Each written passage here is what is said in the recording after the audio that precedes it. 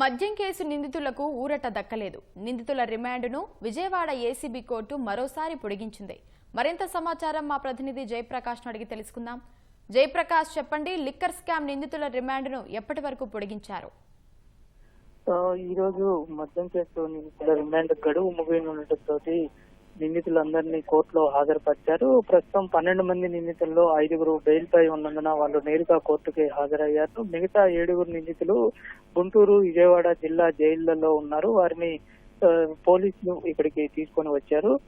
కొద్దిసేపటి కిందటే కోర్టులో హాజరుపరచగా విచారణ జరిగింది. నిందితులకు రిమాండ్ గడువును ఈ నెల 13వ తేదీ వరకు పెంచుతూ న్యాయస్థానం ఆదేశాలు జారీ చేసింది. ఈ నేపథ్యంలో కొంతమంది నిందితులు సంబంధించిన విషయాలపైన కోర్టులో ఆర్గ్యుమెంట్ జరిగింది. ఇందులో ప్రధానంగా చూసుకున్నట్లయితే మిథున్ రెడ్డి ప్రస్తుతం ఎంపీగా ఉన్నారు. ఆయన పార్లమెంటు కొంతమంది సభ్యులను తెలంగాణ, అదేవిధంగా ఇటు ఏపీలో ఉన్న సభ్యుల పార్లమెంట్ ఎంపీలను కొంతమందిని సెలెక్ట్ చేసి వారిని యుఎస్ పంపేందుకు నిర్ణయించిందని, ఆ జాబితాలో మిథున్ రెడ్డి ఉన్నారని, ప్రస్తుతం పాస్పోర్టు కోర్టు ఆధీనంలో ఉన్నందున పాస్పోర్టు ఇస్తే అది పిఎంఓ ఆఫీస్ లో సబ్మిట్ చేయాలి. యుఎస్ వీసాకు పాస్పోర్టు వాళ్ళకి సబ్మిట్ చేయాల్సిన అవసరం ఉందని, ఆఖరి తేదీ ముగుస్తుందని న్యాయవాదిని మిథున్ రెడ్డి తరపు న్యాయవాది కోరారు. అయితే ప్రస్తుతం ఈ విషయం ఇటు ఉన్నతాధికారులతో చర్చించి నిర్ణయం తీసుకోవాలి. ఇప్పటికే పాస్పోర్టు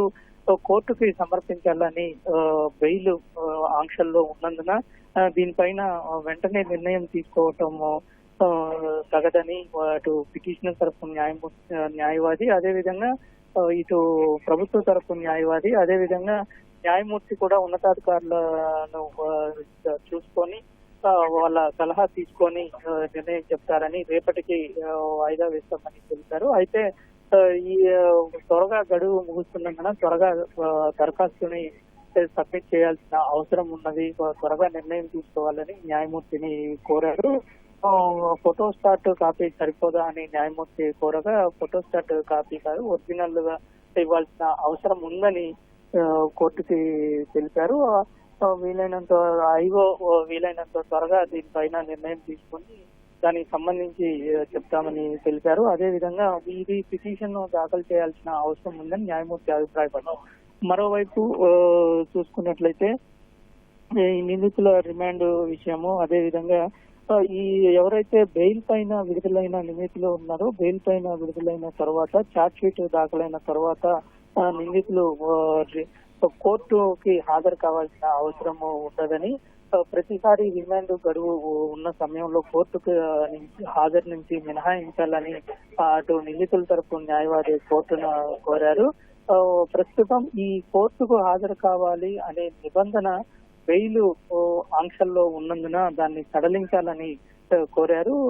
గతంలో దీనికి సంబంధించి సుప్రీంకోర్టు ఆదేశాలు కూడా ఉన్నాయని తెలిపారు. మరోవైపు ఇటు ప్రభుత్వ తరపు న్యాయవాది ఇది ఖచ్చితంగా బెయిల్ కండిషన్లలో ఉంది, ఏదైనా ఉంటే పిటిషన్ దాఖలు చేసుకోవాల్సిన అవసరం ఉందని కోర్టు దృష్టికి తీసుకువెళ్ళగా దీనిపైన పిటిషన్ దాఖలు చేసుకోవాలని న్యాయమూర్తి ఆదేశాలు జారీ చేశారు. అదేవిధంగా ఇటు మిగతా విషయాల్లో ఇటు రాజ్ కసిరెడ్డికి సంబంధించి బెయిల్ పిటిషన్ పైన కౌంటర్ దాఖలు చేయాల్సి ఉంది. ఈ రోజు ఇంకా దాఖలు చేయనందున నిందితుడి తరపు న్యాయవాది తమ వాదనలు వినిపిస్తామని కోర్టుని కోరారు.